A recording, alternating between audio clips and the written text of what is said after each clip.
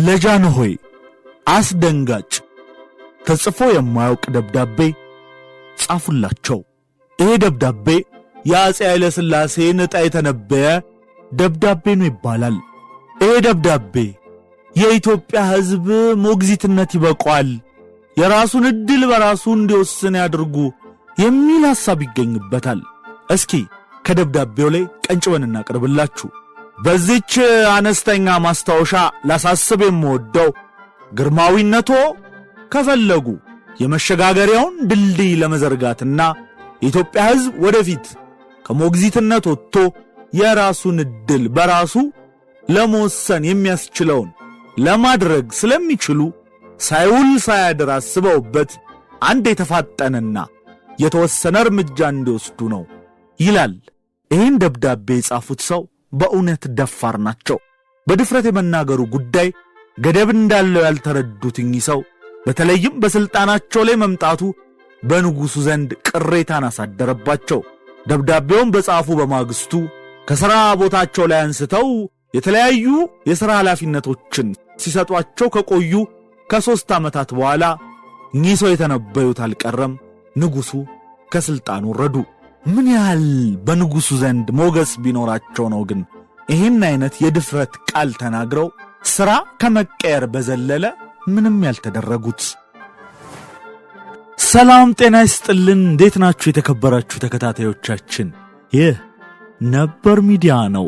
በነበር ሚዲያ ለዛሬያችን ፋይዳ ያላቸው ታሪኮችን እንጨዋወታለን። ለዛሬም በማን ነበር መሰናዷችን በታህሳስ ወር ከተወለዱ ታላላቅ ሰዎች መካከል አንዱንና ዋነኛውን እናነሳለን። የአፍሪካ ብልሁ ዲፕሎማት አምባሳደር ከተማ ይፍሩ በቀዳማዊ ኃይለ ሥላሴ ዘመነ መንግሥት የውጭ ጉዳይ ሚኒስትር የነበሩት ክቡር አቶ ከተማ ይፍሩ ከአባታቸው አቶ ይፍሩ ደጀንና ከወይዘሮ ይመኙሻል ጎበና በቀድሞ ሐረርጌ ክፍለ ሀገር ጋራ ሙለታ አውራጃ ውስጥ የተወለዱት በዚህ ወር መጀመሪያ ታህሳስ 3 1922 ዓ.ም ነበር። ታህሳስ ወር ሲጀመር ካገኘናቸው ድንቅ ጀግና ኢትዮጵያውያን መካከል አንዱ ነው። ዛሬ በማን ነበር መሰናዷችን ልንዘክረው ወደናል። ልንዘክረው ስንነሳ ደግሞ እንደ ምንጭ ዋቢ አድርገን የተጠቀምናቸው በዋናነት ልጃቸውን ነው። አንዳንዴ መቼስ እንዲህ ያለ ልጅ ይስጥ ነው የሚባለው።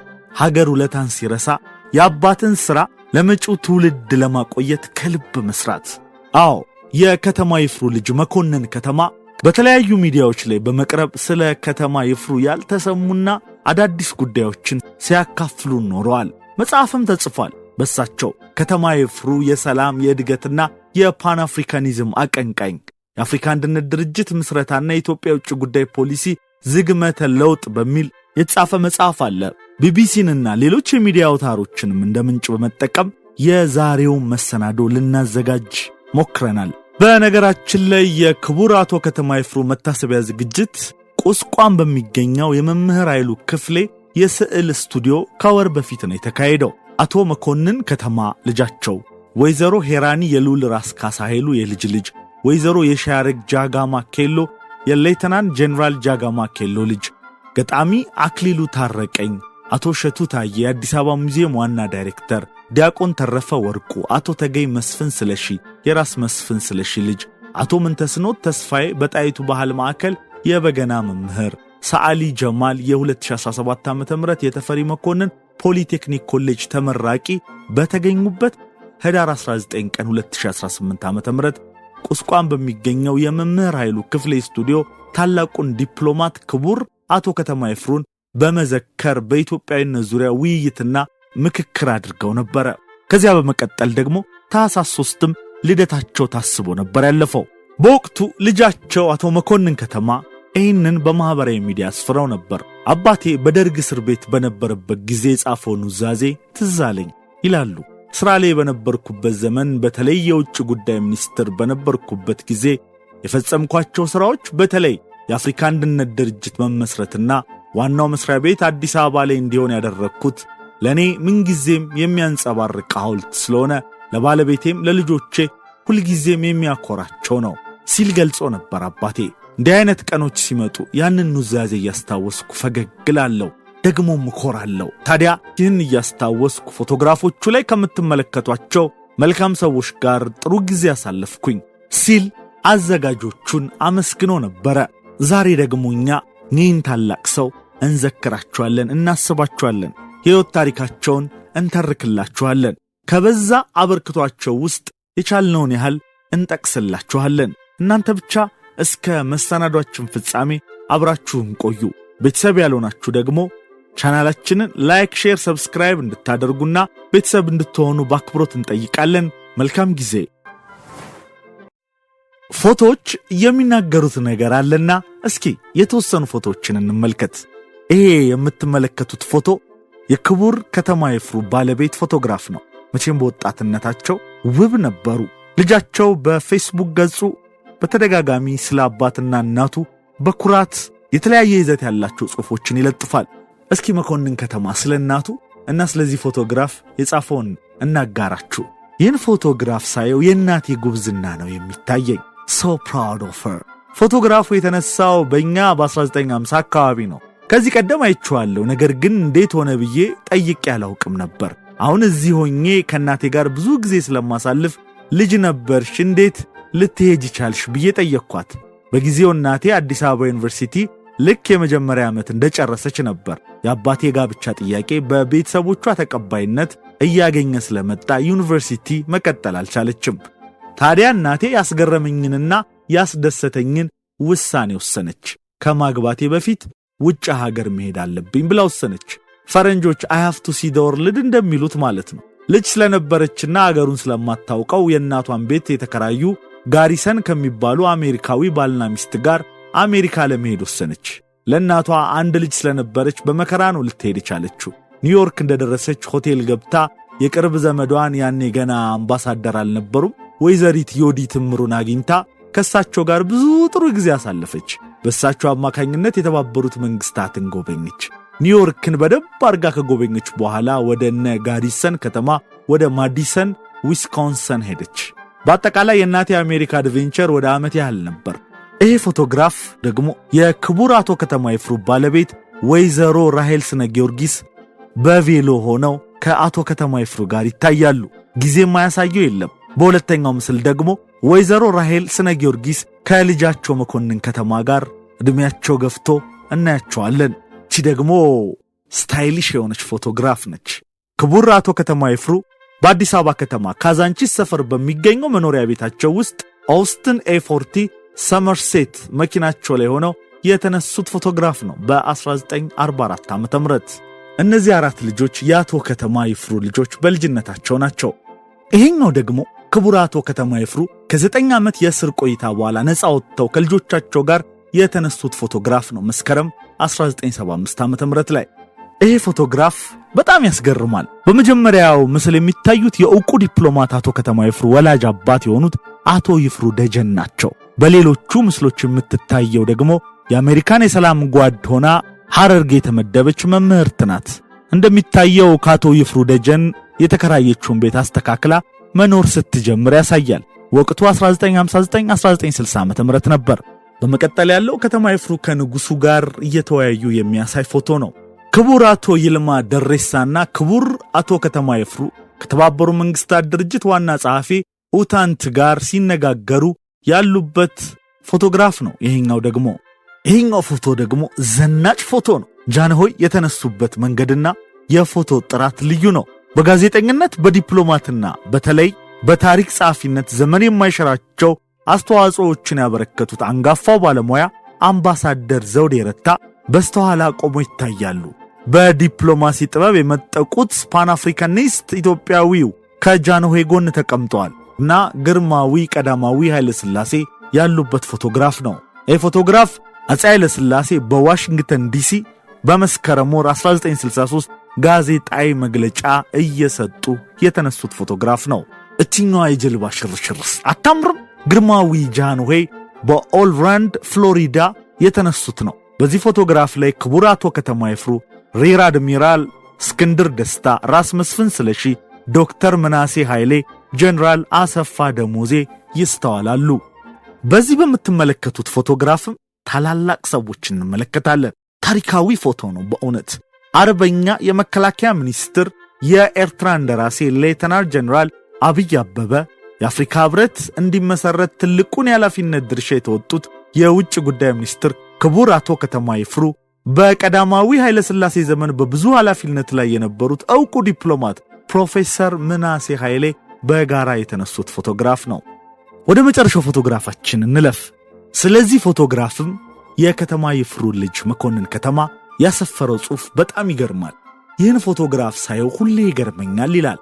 ከአቶ ከተማ ጋር የሚታዩት የሱዳንና የሶማሊያ ልዑካኖች ናቸው። በዛን ጊዜ ሶማሊያ ኢትዮጵያ ጋር መጥፎ ቦታ ደርሳ ነበር። እንደሚታወቀው የሶማሊያ መንግስት ኦጋዴን የኛ ነው ስላለ በሁለቱ አገሮች መካከል ትልቅ ችግር ተፈጥሮ ነበር። አለመስማማቱ እስከ ግጭት ደርሶ ነበር። እንደሚታወቀው ደግሞ የሱዳን መንግስት በኢትዮጵያ ውስጥ የነበሩትን አማጺ ቡድኖች ይደግፍ ነበር። የነበረው ሁኔታ በጣም መጥፎ ነበር። ይህን ሁሉ ባናውቅ ኖሮ ጓደኛ ማቾች ተሰብስበው የተነሱት ፎቶግራፍ ይመስለን ነበር። ለኔ ይህ ምስል ዲ አርት ኦፍ ዲፕሎማሲን የሚያሳይ ነው።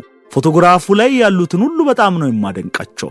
በንግግር የማይፈታ ነገር የለም። በነገራችን ላይ በዚሁ ኢትዮጵያና ሶማሊያ ጥሩ ባልነበሩበት ወቅት የአፍሪካ አንድነት ድርጅት መቀመጫ የት ይሁን በሚለው ጉዳይ ላይ ከፍተኛ ርብርብ እያደረጉ በነበረበት ወቅት የአፍሪካ ሀገራት አዲስ አበባ መሆን የለበትም የሚል ዘመቻ በቴሌግራም ይሰራጭ እንደነበረ የሶማሊያ ልዑክ ነበር ለከተማ ይፍሩ መጥቶ የነገረው። ምንም ያህል ግጭት ውስጥ ብንሆንም ሶማሊያዎች እኛን ይደግፉ ነበር ብሏል መኮንን ከተማ። በፊውዳሉ ስርዓት ሹመት በደም ትስስር በዘርና አጥንት ተቆጥሮ በሚሰጥበት ወቅት ስሟ ብዙ ከማትታወቀው የሐረርጌ ግዛቷ ጋራ ሙለታ ከደሃ ገበሬዎች ቤተሰብ የተገኘውና በ30ዎቹ ዕድሜ የነበረው ወጣት ከተማ ይፍሩ የአገሪቷ የውጭ ጉዳይ ግንኙነት አድራጊ ፈጣሪ እንዲሁም የአፄ ኃይለ ሥላሴ ዋና ልዩ አማካሪ ቺፍ ኦፍ ስታፍ ይሆናል ብሎ ያለም አልነበረም። ነገር ግን የማይታሰበው እውን ሆኖ ከተማ ከዚህም አልፎ የአፍሪካ አንድነት ድርጅት ምስረታ ላይ አሻራውን መጣል ችሏል። የታሪክ መዛግብትም ሆነ በቅርብ የሚያውቋቸው ተራማጅ ብለው የሚጠሯቸው ከተማ ኢትዮጵያ ቅኝ ባለመገዛቷ ከአህጉሩ የተለየችና ኢትዮጵያውያንም ልዩ ነን የሚል እሳቤ በአብዛኛው ዘንድ ቢንሸራሸርም ለሳቸው ግን የኢትዮጵያ ጣፈንታ ከሌሎች አፍሪካውያን የተለየ አይደለም፣ መተባበር ካለባትም ከአፍሪካውያን ጋር ነው የሚል ቁርጠኛ አቋም ነበራቸው። ገና በሁለተኛ ደረጃ ትምህርት ቤት እያሉ ሊግ ኦፍ ኔሽን ኢትዮጵያን አንቅሮ የተፋበት ሁኔታ ቁጭት እንደፈጠረባቸው የሕይወት ታሪካቸውን የጻፈው ልጃቸው መኮንን ከተማ ይናገራል። የጥቁር ሕዝቦች ነጻነት ተምሳሌት የሆነችው ኢትዮጵያ በጣሊያን ስትወረር አባል የሆነችበት የሊግ ኦፍ ኔሽን ይተባበረኛል የሚል እምነት ነበራት። ነገር ግን ያልተጠበቀ ሆኖ አፄ ኃይለ ሥላሴ ንግግር በሚያደርጉበት ወቅት በመዘባበት በጩኸትና በፉጨት ንግግራቸው ተቋረጠ። ይህም ሁኔታ ታዳጊው ከተማን ከማስከፋት አልፎ ለተጨቆኑ ሕዝቦች እንዲቆም ለፍትህና ለእኩልነት እንዲታገል መሰረት እንደሆነው የቅርብ ጓደኞቻቸው ምስክር ናቸው። በአንድ ወቅት የቀድሞ የጣሊያንና ጅቡቲ አምባሳደር ዶክተር ፍትጉ ታደሰ ስለ ከተማ ተጠይቀው ሲመልሱ በቅኝ ግዛት ስር የነበሩ የአፍሪካውያን ሁኔታ ስለሚያሳስባቸውም እኛ ነጻነት አግኝተን እነርሱ በባርነት ቀንበር እንዴት ይሰቃያሉ የሚል አስተሳሰብ ነበራቸው ብለዋል። ለዚያም ነበር ኢትዮጵያ ከጣሊያን ጋር በነበራት ትግል የረዳቻት እንግሊዝን እንኳን ለመተቸት ቅንጣት ወደ ኋላ ያላሉት። እንግሊዝ በአፓርታይድ ጭቆና ስር ለነበረችው ደቡብ አፍሪካ የጦር መሳሪያ መሸጧንም በከፍተኛ ሁኔታ ተችተዋል። ከመተቸት ባለፈም ነፃ ያልወጡ የአፍሪካ ሀገራት ነፃ እንዲወጡ ከፍተኛ ርብርብና ለነፃ አውጪዎቿም ድጋፍ አድርገዋል። ከዚህም ውስጥ የሚጠቀሰው ለማንዴላ በኢትዮጵያ ፓስፖርት እንዲዘዋወሩ ማድረጋቸው ነው። ማንዴላ በአፓርታይድ መንግስት በቁጥጥር ስር ሲውሉ የከተማ ፎቶ በኪሳቸው ውስጥ እንደተገኘ የከተማ ልጅ መኮንን ይናገራል። ፎቶ ላይ ለነጻነት ታጋዩ የሚል ጽሑፍ የነበረበት ሲሆን ፎቶ በማንዴላ እስር ወቅት እንደ ማስረጃ ሰነድ ቀርቦ እንደነበር በደቡብ አፍሪካ ጆሃንስበርግ ቪትስ ዩኒቨርሲቲ ሙዚየም ማስረጃ ተቀምጧል። 1950ዎቹ ለአፍሪካውያን የተለየ ተስፋ ይዞ የመጣ ጊዜ ነበር። የነበሩበት የቅኝ ግዛት ጭቆና ባርነትን በመሰባበር ነጻነት የተፈነጠቀበት ጊዜ ነበር። በዛን ጊዜም በተባበሩት መንግስታት ድርጅት ከዚህ ቀደም ተሰምቶ በማይታወቅ ሁኔታ ወጣቱ ፓን አፍሪካኒስት ከተማ የአፍሪካ አህጉራዊ ድርጅት መፈጠር አለበት የሚል ንግግር ተናገሩ። ነፃ በወጡት አፍሪካ ሀገራት መካከል የአህጉሯ ህብረት ቢፈለግም ድርጅትን ሳይሆን ሀገራቱ ተዋህደው አፍሪካ አንድ ልትሆን ይገባል የሚል እሳቤዎች የጎለበቱበት ጊዜ ነበር።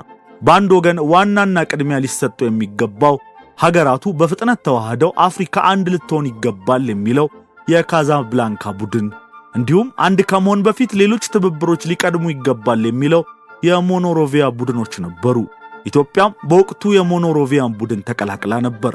የውጭ ጉዳይ ሚኒስትሩ ከተማ ኢትዮጵያ ሁለቱን አጀንዳዎች የማስማማት ሥራ መስራት እንዳለባት ለንጉሱ አጥብቀው ተናገሩ።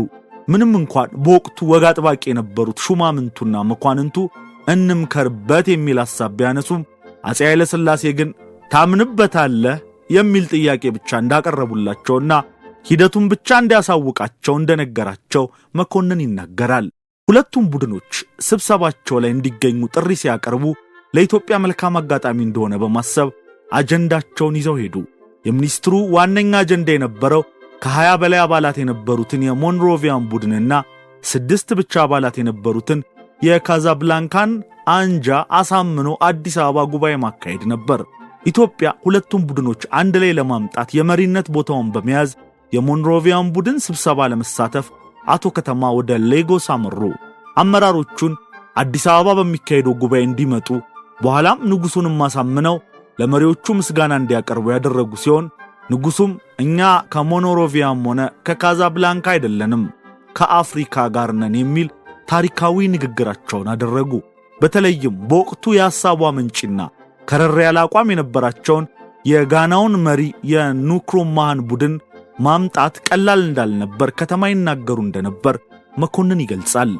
በተለይም ጉዳዩን አወዛጋቢ ያደረገው በወቅቱ የሞኖሮቪያ አባል የነበሩት የቶጎ መሪ መገደል፣ ያኛውን ቡድን መወንጀልና ሁኔታዎችም መካረር ጀምረው ነበር። ነገሮችንም ለማለሳለስ ብዙ ጥረት ተደረገ። ከዚህም ውስጥ ሌላኛውን የካዛብላንካ ቡድን አባል የነበሩትንም የጊኒውን መሪ ፕሬዝዳንት ሴኩ ቱሬንም ወደ አስመራ በመጋበዝ ከንጉሱ ጋር እንዲነጋገሩ ተደረገ። ኢትዮጵያና ጊኒ በመከፋፈል አያምኑም የሚል መግለጫም በጋራ ወጡ። መሪዎቹን አስማምቶ ማምጣት በጣም የከበደ ሥራ እንደነበር የሚናገረው መኮንን በብዙ አጋጣሚዎችም አባቱ ከተማ የዲፕሎማሲ ክህሎታቸውን በመጠቀም ነገሮችን እንዳሳኩ ይናገራል። ከተማ በየሀገራቱ ሲዞሩ ሀገር አልለቅም፣ ንጉሱ አያስገቡኝም የሚሉ ማባባያዎችን ይጠቀሙ እንደነበር የሚናገረው መኮንን ከተማ የቱኒዚያውን ፕሬዝዳንት ያግባቡበትን መንገድ ለይቶ ይጠቅሳል። ፕሬዝዳንቱ የሁለቱ ቡድኖች የጋራ አቋም ሳይኖር እንዴት አንድ ላይ እንሰበሰባለን የሚል የእምቢታ ምላሽ ሲሰጧቸው፣ በምላሹም አፄ ኃይለ ሥላሴ ያለ እርስዎ ይሄ ስብሰባ አይካሄድም እንዳሏቸው መኮንን ይናገራል። በወቅቱ አፄ ኃይለ ሥላሴ የነበራቸው ቦታ ከፍተኛ ስለነበርም የቱኒዚያው ፕሬዝዳንት እሺ ብለው መጡ። ያ ታሪካዊ ስብሰባ ሊደረግም በቃ። የአፍሪካ አንድነት ድርጅትም ተበሰረ። ነገር ግን ሁሉ ቀላል አልነበረም። ሁለት የተለያዩ እሳቤዎችን ይዘው የመጡ ቡድኖችን አንድ ላይ ማምጣት ቀላል አልነበረም። የተወሰኑ ግጭቶች ቢፈጠሩም የነበረው የስሜት ድባብ በጣም የተለየ እንደነበር አቶ ከተማ ለልጃቸው ለመኮንን ነግረውታል። እንዲህ አይነት ስሜት አፍሪካ ውስጥ ተፈጥሮ አያውቅም ብለው አባቱ አጋጣሚውን ገልጸውለታል። በመቀጠልም የአፍሪካ ፖሊሲዎችን ማርቀቅ፣ የድርጅቱ ጸሐፊ እንዲሁም ዋና ጽሕፈት ቤት የት ይሁኑ የሚሉ አንገብጋቢ ጥያቄዎች ነበሩ። በከተማ አመራርነት የውጭ ጉዳይ ሚኒስቴር የሁለቱን አንጃዎች ፖሊሲና ሌሎች ሐሳቦችን ጨምሮ አቀረቡ። ፖሊሲዎቹ ላይ አንዳንድ አለመስማማቶች ቢፈጠሩም ሰነዱ ተፈረመ። ከተማ ስራቸው አላለቀም። ለኢትዮጵያ የነበረው ጥሩ ስሜት እያለ ኢትዮጵያ የድርጅቱ ጽሕፈት ቤት መቀመጫ ትሁን የሚል ሐሳብ አቀረቡ። በፍጥነት ካመራሩ አይቻልም የሚል ምላሽ ተሰጣቸው። ምክንያቱ ደግሞ ከተማ የራሱን ስም ለማበልጸግ እየሰራ ነው ብለው ንጉሱን የሚመክሩ ስለነበሩ እንደሆነ መኮንን ይናገራል። የተፈራው አልቀረም። ትንሽ ቆይቶም ፈረንሳይኛ ተናጋሪ ሀገራት የድርጅቱ መቀመጫ ዳካር እንድትሆን መስማማታቸው ተሰማ። ኢትዮጵያ ድርጅቱን ለመመስረት ይህንን ያህል ለፍታ አመዳፋሽ መሆኗ ንጉሱን አስደነገጣቸው። ከሴኔጋል ሌላም ናይጄሪያ ያላትን ትልቅነት ተጠቅማ እዚህ መሆን አለበት የሚል ክርክርም ጀምራ ነበር። የሀገራቱ እሰጥ አገባ ብቻ ሳይሆን ኢትዮጵያን አትምረጡ የሚል ቴሌግራም እንደተሰራጨም የሶማሊያ የውጭ ጉዳይ ሚኒስትር ለከተማ አሳዩአቸው። በኢትዮጵያና በሶማሊያ መካከል ግጭት እያለ ሚኒስትሩ ያንን ማድረጋቸው ለአባቴ በሕይወቱ ሙሉ የሚያስደንቀው ጉዳይ ነበር። ቢጋጩም የሶማሊያ ድጋፏ ለኢትዮጵያ ነበር ይላል መኮንን። በመቀጠልም ኢትዮጵያ እንድትመረጥ የማግባባቱ ሥራ ዘመቻው ተጀመረ። በተለይም ለጊኒ እናንተ ኢትዮጵያን መቀመጫ ካደረጋችሁ የጸሐፊውን ቦታ እንሰጣችኋለን የሚል ሐሳብን እንዳቀረበ መኮንን ይናገራል። በመጨረሻም ከናይጄሪያ በስተቀር ኢትዮጵያ የአፍሪካ አንድነት ድርጅት ዋና ጽሕፈት ቤት መቀመጫ እንድትሆን አገራቱ ድምፃቸውን ሰጡ። ብዙዎች እንደሚሉት አፄ ኃይለ ሥላሴ ስለነበሩ ነው አዲስ አበባ የተመረጠችው የሚለው ብቻ ሳይሆን በጣም ከብዙ ማግባባት፣ ከብዙ ክርክርና ከብዙ ፍጭቶች በኋላ ነው የድርጅቱ ጽሕፈት ቤት አዲስ አበባ ሊሆን የቻለው በማለት መኮንን ለቢቢሲ አስረድቷል። ለዘመናት በተለያዩ መድረኮች ላይ ኢትዮጵያን የወከሉት አቶ ከተማ የተባበሩት መንግስታትን ጨምሮ የውጭ ጉዳይ ሚኒስትር ከመሆናቸው በፊት በተለያዩ ኃላፊነቶች አገልግለዋል። የትምህርቱ ጉዞአቸው ብሎ የተጀመረው ኬንያ ነበር። ምክንያቱም ጣሊያን ኢትዮጵያን ሲቆጣጠር በ7 ዓመታቸው ወደ ጅቡቲ ለመሰደድ ስለተገደዱ ትንሽ ጊዜ ጅቡቲ ቆይተውም ጉዞአቸውን ካጎታቸው ጋር ወደ ኬንያ ያደረጉ። በእንግሊዝ ቅኝ ግዛት ስር በነበረችው ኬንያም ስደተኞች ከአገሬው ተማሪ ጋር አብሮ መማር ስለማይችሉ ለኢትዮጵያውያን ስደተኞች ተብሎ በተከፈተውና በቢትወደድ ዘውዴ ገብረ ሕይወት ኃላፊነት በሚመራው ትምህርት ቤት ትምህርታቸውን ጀመሩ። ኢትዮጵያ ነፃነቷን ስትቀዳጅ ደግሞ ወደ ጋራ ሙለታ ተመለሱ።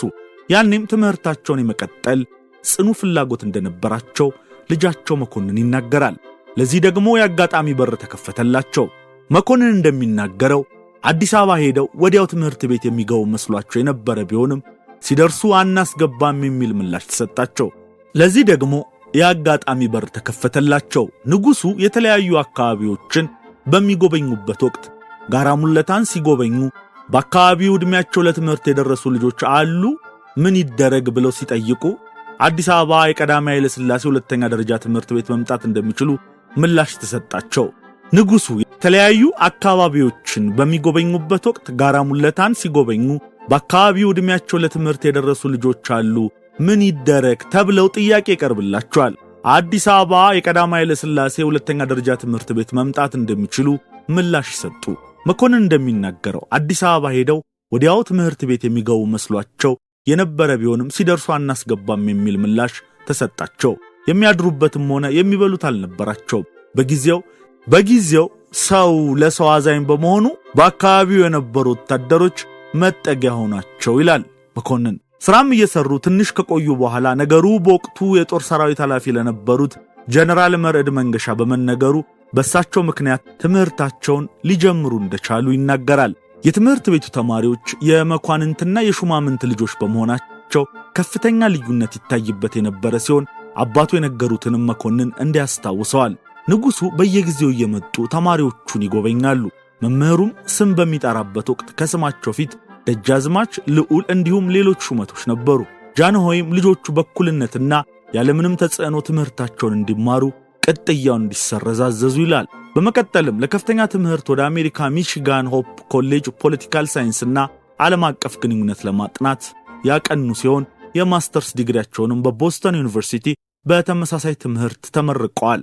አሜሪካ ሲደርሱ ከፍተኛ ዘረኝነት ያጋጠማቸው ሲሆን ለውሾችና ለጥቁሮች አይፈቀድም የሚሉ መልእክቶች እንዲሁም አፍሪካዊነታቸውን ብቻ ሳይሆን የፓን አፍሪካዊነት ጽንሰ ሐሳባቸውንም በከፍተኛ ሁኔታ ያሳደገው ነገር እንደሆነ መኮንን ይናገራል። ምንም እንኳን የፒኤችዲ ትምህርታቸውን እንዲቀጥሉ ቢጠየቁም ቤተሰቤን እረዳለሁ ብለው ተመለሱ። ትልቅ ዕልም የነበራቸው አቶ ከተማ በውጭ ጉዳይ በተለያዩ ዘርፎች በኃላፊነት ቢያገለግሉም ከድሃ ቤተሰብ ከመምጣታቸው ጋር ተያይዞ ሹመቶች ያመልጧቸው ነበር። የሹማምንት ልጆች በተለያዩ መስሪያ ቤቶች ሲቀመጡ እሳቸው ዝም ተባሉ። ይህንንም ጉዳይ በጊዜው ውጭ ጉዳይ ለነበሩት ለጸሐፌ ትእዛዝ አክሊሉ ሀብተወልድ አጫውተዋቸው ነበር። ሚኒስትሩም ጉዳያቸውን ለንጉሡ እንዲያቀርቡ መከሯቸው። አባቴ ደፋርና በግልጽ ተናጋሪ ነበር የሚለው መኮንን ለንጉሡ የጠየቁበትን መንገድ ይገልጻል። እኔ ወደ ኋላ የቀረሁት በማንነቴ ነው ብሎ በመናገሩ ንጉሡ ተቆጥተው ውጣ አሉት። ቢሆንም የደሞዝ ጭማሪ ተደረገላቸው። ከጥቂት ጊዜ በኋላም ቢሆን ደግሞ ሹመቱ ተሰጣቸው። ለሹመቱም ጀነራል መርዕድ ከፍተኛ አስተዋጽኦ ያደረጉ ሲሆን ብዙ ተቃውሞም ገጥሟቸዋል። የውጭ ጉዳይ ኃላፊ መሆን ግን አልጋ ባልጋ አልሆነላቸውም። ይህ ሁኔታ በጣም አስደንጋጭ ነበር። ብዙዎች በመቃወም ተከራክረዋል። ምንም እንኳን ሹመቱ ጥሩ ቢሆንም ብዙ ጠላቶችንም ማፍራት ቻለ በማለት መኮንን አባታቸው ላይ የተደቀነውን አደጋ ይናገራል። ንጉሱን በድፍረት በመናገር ታሪክ የሚያስታውሳቸው ከተማ የንጉሱም ዋና ልዩ ጸሐፊም ለመሆን ችለው ነበር። ምንም እንኳን ከአፍሪካውያን ጋር ህብረት መመስረትና ሌሎች አማራጮችን በድፍረት መናገሩ ብዙዎችን ቢያስደንቅም ለመኮንን ንጉሱ እሱም መስማታቸውና የሚመክራቸውንም ጉዳይ ተግባራዊ ማድረጋቸውን ያደንቃል። ሌላ ሰው የማይጠይቃቸውን ነገሮች ከተማ በድፍረት ይጠይቁ እንደነበርም መኮንን ይናገራል። ለምሳሌ አባቱ ካጫወቱት መካከል አፄ ኃይለ ሥላሴን ንጉስ ባይሆኑ ምን ይሆኑ ነበር ብዬ ጠይቄያቸው ነበር፣ እርሳቸውን በምላሹ ዶክተር ብለው መልሰውልኛል ሲሉ ነግረውታል። ብዙ ሳቢዎቻቸው ከጊዜው የቀደሙ ነበሩ የሚባልላቸው ከተማ አፍሪካ አንድነት ድርጅትን መሰረት ከማስያዝ በተጨማሪ የኢትዮጵያ የውጭ ጉዳይ ፖሊሲ ገለልተኛ አቋም እንዲኖረው ብዙ ጥረዋል። ከዚያም በተጨማሪ ንጉሱን ስልጣን ለልጃቸው እንዲያጋሩ ሕገ መንግስታዊ የዘውዳዊ ሥርዓት እንዲመሰረት የሚሉና ሌሎች ሐሳቦችን አካተው ምክር አዘል ደብዳቤም ጽፈውላቸው ነበር። በዚህች አነስተኛ ማስታወሻ የአፄ ኃይለ ሥላሴን ዕጣ የተነበየ ደብዳቤም ከአቶ ከተማ ይፍሩ ተጽፎ ነበር። በዚህች አነስተኛ ማስታወሻ ላሳስብ የምወደው ግርማዊነቶ ከፈለጉ የመሸጋገሪያውን ድልድይ ለመዘርጋትና የኢትዮጵያ ሕዝብ ወደፊት ከሞግዚትነት ወጥቶ የራሱን ዕድል በራሱ ለመወሰን የሚያስችለውን ለማድረግ የኢትዮጵያ ሕዝብ ወደፊት ከሞግዚትነት ወጥቶ የራሱን ዕድል በራሱ ለመወሰን የሚያስችለውን ለማድረግ ስለሚችሉ ሳይውል ሳያድር አስበውበት አንድ የተፋጠነና የተወሰነ እርምጃ እንዲወስዱ ነው የሚል ሐሳብ ያለውን ደብዳቤ ነው ለንጉሱ የጻፉት።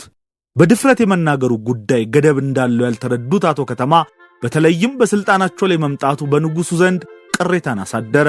ደብዳቤውን በጻፉ በማግስቱ ከውጭ ጉዳይ አውጥተው ወደ ንግድ ኢንዱስትሪና ቱሪዝም ሚኒስቴር ቀየሯቸው። አባቱ በሁኔታው ብዙ ደስተኛ እንዳልነበሩና እንደከፋቸውም መኮንን ይናገራል። ከ3 ዓመታት በኋላም ከተማ የተነበዩት አልቀረም። ንጉሱ ከስልጣን ወረዱ። ምክሩን ሰምተው ቢሆን ኖሮ ያ መጥፎ ሥርዓት ላይ መጣ ይችል ነበር፣ ይስተካከልም ነበር ይላል መኮንን። የአፍሪካ አንድነት ድርጅትን ጽንሰ ሐሳብ ከመመስረት ጀምሮ የአፍሪካ ፖሊሲዎችን ማርቀቅ፣ ካዛብላንካንና ሞኖሮቪያን አስማምቶ አንድ ላይ ማምጣትና የአፍሪካ አንድነት ድርጅት ጽሕፈት ቤት አዲስ አበባ እንዲሆን ማድረግ ከሚጠቀሱ ሥራዎቻቸው የተወሰኑት ቢሆኑም ታሪክም ሆነ ታሪክ ጻፊዎች ዘንግተዋቸዋል። በስማቸው የተቀመጠ ሐውልት ወይም ሌላ ማስታወሻ የላቸውም። ለምን? ልጃቸው መኮንን መልስ አለው። አንድ ሕዝብ ታሪኩን ሳያውቅ ሲቀር ይህ ነው የሚሆነው። የአፍሪካ አንድነት ድርጅት እንዴት ተመሰረተ የሚለውን በአንድ አረፍተ ነገር መናገር እንችላለን። ቀዳማዊ አፄ ኃይለ ሥላሴ ሁለቱም ቡድኖች አስታረቁ ማለት እንችላለን። ዝርዝሩን ግን ምን ያህል እናውቃለን? መንግስት በተለወጠ ቁጥር ታሪክ የሚጀምረው በኔ ነው ይልና ያኛውን ያፈርሰዋል። የሚያውቁት ደግሞ እኔ ለሳቸው ተገዢ ነኝ የሚል አስተሳሰብ አለ። የአቶ ከተማ ይፍሩ ስም ከተነሳ ድንገት የሳቸውን ሊሸፍነው ይችላል የሚልም ነገር ይኖራል። አይሸፍንም። እሳቸው መሪ ናቸው፣ ተገቢውን ክብር ማግኘት አለባቸው። ነገር ግን ገና ለገና የሳቸው ስም ይሸፈናል በሚል የግለሰቦች አስተዋጽኦ ሊደበቅ አይገባም። በዛ ላይ ከእንደዚህ አይነት ድሃ ቤተሰብ ከመጣ ሰው ይህንን ሁሉ ታሪክ ለአገሩ ካበረከተ በኋላ ለሌሎች ምሳሌ ይሆናል እንጂ ይህንንማ መደበቅ አንችልም ብሏል መኮንን። ያ ተስፋን የሰነቀ ድርጅት ብዙም አልቀጠለም። በአባላቱ ሀገራት መፈንቅለ መንግስቶች፣ ግድያዎች ቀጠሉ። በተለይም ከተማ በደርግ ጊዜ ከ9 ዓመት የስር ቆይታ በኋላ ምሬታቸውና ሐዘናቸው ከፍተኛ እንደነበረ መኮንን ይናገራል። የአፍሪካ አንድነት ድርጅት በተመሰረተበት በመጀመሪያዎቹ 3 ዓመታት ችግሮቻቸውን በአህጉራዊ ድርጅቱ ይፈቱ ነበር። እንደ ምሳሌም የሚነሱት አልጄሪያና ሞሮኮ ሲዋጉ ኢትዮጵያ አንዷ አሸማጋይ ነበረች ይላል። እሳቸውም በአንድ ወቅት በአሜሪካ ድምፅ ተጠይቀው እንደተናገሩት ሀገራቱ ስልጣን የሚተካኩበት ሥርዓት መምጣት ስላልቻሉ እሳቸውም በአንድ ወቅት በአሜሪካ ድምፅ ተጠይቀው እንደተናገሩት ሀገራቱ ስልጣን የሚተካኩበትን ሥርዓት ማምጣት ስላልቻሉ መፈንቅለ መንግስቶች መከታተል ጀመሩ ብለዋል። አፍሪካውያን በአንድነት አህጉሯ በዓለም አቀፍ ደረጃ የመደራደር አቅምን እንዲሁም ተሰሚነትን እንድታገኝ የተጀመረው ጉዞ ወደ ኋሊት ሆኖ ወታደሮች በተለያዩ ቦታዎች ስልጣንን መያዝ ጀመሩ። ይህም ሁኔታ በጣም ያሳዝናቸው ነበር ቢልም እሳቸው ካበረከቱት አንጻር ከአንድ ሰው ከሚጠበቀው በላይ እንዳደረጉ የሰሯቸው ስራዎች ምስክር ናቸው ይላል። አቶ ከተማ ይፍሩ ከባለቤታቸው ራሔል ስነ ጊዮርጊስ 4 ልጆች አፍርተዋል። ከስር ሲፈቱ የ15 ዓመት ልጅ የነበረው መኮንን ደግ፣ ቀላልና የሰው ሐሳብ የሚሰሙ ሰው እንደነበሩ ይናገራል። አቶ ከተማ ግን ራሳቸውን እንዴት ይገልጹ ይሆን ተብሎ በቢቢሲ የተጠየቀው ልጃቸው መኮንን ወጣ ያለ አስተሳሰብ ያለኝ ሰው ነኝ፣ ሬቤል ነኝ ይሉ ነበር ብሏል። አቶ ከተማ የኢትዮጵያ የውጭ ጉዳይ ሚኒስትር ሆኖ ሥራ እንደጀመረ ኢትዮጵያ ከተቀሩት የአፍሪካ ሀገራት ጋር ያላትን ግንኙነት ለማጠናከር ነው እንቅስቃሴ ጀመረው። በ1940ዎቹ መጨረሻና በ1950ዎቹ መጀመሪያ ላይ በአሜሪካ ያየውን ዘረኝነትና ከሁሉም በላይ ደግሞ ሀገሩ በሊግ ኦፍ ኔሽንስ ተከርታ ችግር ላይ ስትወድቅና አጋር ሳይኖራት ሲቀር በማየቱ ከተማ ፓን አፍሪካኒስት ሊሆን ችሏል። ይህ አዲስ የተሾመ የውጭ ጉዳይ ሚኒስትር አምባሳደር ከተማ ይፍሩ የሀገሩ እውነተኛ ወንድሞችና እህቶች አፍሪካውያን መሆናቸውን በጽኑ ያምን ነበር። በወቅቱም አፍሪካውያን ለኢትዮጵያ ልዩ ቦታ ነበራቸው። የአፍሪካ ነጻነት አባት የነበሩት ንክሩማ በ1935 ለቀሪው አህጉር የተስፋ ብርሃን የሆነችው ኢትዮጵያ መወረሯን ሲሰሙ እስከ ማልቀስ ደርሰው እንደነበር ይነገራል። በወቅቱ የአምባሳደሩ የሥራ ባልደረቦች እንደሚመሰክሩት ከሆነ ከተማ ይፍሩ ከአንዲት የሐረርጌ ትንሽዬ ከተማ ጋረሙለት ተወጥቶ እንዲሁም በወቅቱ አነስተኛ ሥልጣን ለማግኘት የንጉሡ የዘር ሐረግ ውስጥ መገኘት በሚያስፈልግበት ወቅት ምንም አይነት የንግስና የዘር ግንድ ሳይኖረው ከኢትዮጵያ አልፎ ለአፍሪካ አንድነት ድርጅት መመስረት ትልቁ ሚና ሊጫወት ይችላል። ከሁሉም በላይ ከተማ ይፍሩ የሰላም የእድገትና የፓን አፍሪካኒዝም አቀንቃኝ፣ የአፍሪካ አንድነት ድርጅት ምስረታና የኢትዮጵያ የውጭ ጉዳይ ፖሊሲ ዝግመተ ለውጥ በሚል በከተማ ይፍሩ ልጅ መኮንን ከተማ ተጽፎ በሻማ ቡክስ የታተመው መጽሐፍ እንድታነቡ እንጠቁማቸዋለን። የአፍሪካ አንድነት ድርጅት ጽሕፈት ቤት አዲስ አበባ እንዲሆን የተደረገው ተጋድሎ ተወርቶ አያልቅም። አቶ ከተማ ዳካር ጉባኤ ላይ ሄደው አዲስ አበባ እንዲሆን ካሳመኑ በኋላ በናይጄሪያዎች ሌላ ጥያቄ መጥቶ ነበር። የናይጄሪያ ጥያቄ ኢትዮጵያን ለመጉዳት አልነበረም። ጽሕፈት ቤቱ እነሱ ጋር እንዲሆን በጣም ይፈልጉ ነበር። የአፍሪካ የዲፕሎማሲ ካፒታል መሆን ትልቅ ነገር ነው። ኢትዮጵያ የዳካሩን ካሸነፈች በኋላ የናይጄሪያዎችንም ጥያቄ ውድቅ አደረገችው። የናይጄሪያን ጎረቤቶችና አካባቢው ያሉትን መንግስታት ወደኛ እንዲሆኑ ማድረግ ትልቅ ዲፕሎማሲ ስኬት ነበር። በእጅ ያዙት ወርቅ ነሐስ ነው እንደሚባለው እኛ ኢትዮጵያውያኖች አንዳንዴ የምንረሳው ይመስለኛል። ትልቅ ሥራን የተሰራው የአፍሪካ ህብረት ጽሕፈት ቤትን ስትጎበኙ አቶ ከተማንም አስታውሱት። አንድ ቀን ደግሞ አገራችን ውስጥ በትልቁ ሴሌብሬት እንደምናደርገው አልጠራጠርም ሲል ልጃቸው አቶ መኮንን ከተማ አስፍሮ ነበር። አቶ ከተማ ስለ አፍሪካ አንድነት ድርጅት ጽሕፈት ቤት በ1955 ለኢትዮጵያ ሬዲዮ ከሰጠው ቃለ ምልልስ የተወሰደ ብሎ ልጃቸው አቶ መኮንን ከተማ በማህበራዊ ሚዲያ ገጹ አስፍሮ ነበር። የአፍሪካ አንድነት ድርጅት ከተመሰረተ ከአንድ ዓመት በኋላ ደግሞ እንዲሁ ለኢትዮጵያ ሬዲዮ ከተማ ይፍሩ በሰጡት ቃለ ምልልስ በ1956 ግንቦት ላይ ማለት ነው በቅኝ ግዛት ስር ስለነበሩ አገሮች በቁጭት ተናግረዋል። የፓን አፍሪካኒዝም ስሜቱ ንግግራቸው ላይ ያስታውቃል። ኢትዮጵያ ምን አይነት እርዳታ ታደርጋለች ተብሎ ሲጠየቁ የሰጡት መልስ በጣም አስደሳች ነበረ። የተከበራችሁ የነበር ሚዲያ ተከታታዮች ለዛሬ በማን ነበር መሰናዶ በታህሳስ ወር ከተወለዱ ታላላቅ ሰዎች መካከል ዋነኛውን አምባሳደር ከተማ ይፍሩን አንስተን ዘክረናቸዋል። ዝግጅታችንን እንደወደዳችሁት እምነታችን ነው። በሌላ የማን ነበር መሰናዶ እስክንገናኝ ግን ለዛሬ በዚሁ ልንሰናበታችሁ ነው። ስለምታደምጡን ስለምትከታተሉን ከልብ አድርገን እናመሰግናለን። ለቻናላችን አዲስ የሆናችሁ ቻናላችንን ላይክ፣ ሼር፣ ሰብስክራይብ እንድታደርጉና ቤተሰብ እንድትሆኑ በድጋሚ ለማስታወስ እንወዳለን። መልካም ጊዜ።